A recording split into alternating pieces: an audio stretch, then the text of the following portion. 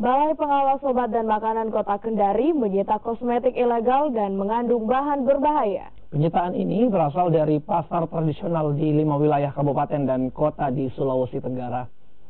Kosmetik ilegal dan mengandung bahan berbahaya ini disita dari pasar tradisional di Kota Kendari, Bau-Bau, Konawe, Konawe Selatan, dan Kolaka Timur sejak bulan November hingga Desember 2018 yang diperkirakan merugikan negara mencapai lebih dari 125 juta rupiah. Sebagian besar kosmetik yang disita merupakan kosmetik perawatan kulit, perawatan bibir, dan produk pemutih wajah. Seluruh kosmetik ilegal dan mengandung bahan berbahaya ini beredar di pasar tradisional sehingga warga dihimbau untuk berhati-hati dan teliti saat membeli produk kosmetik. Untuk menurunkan tingkat peredaran kosmetik ilegal atau bahan berbahaya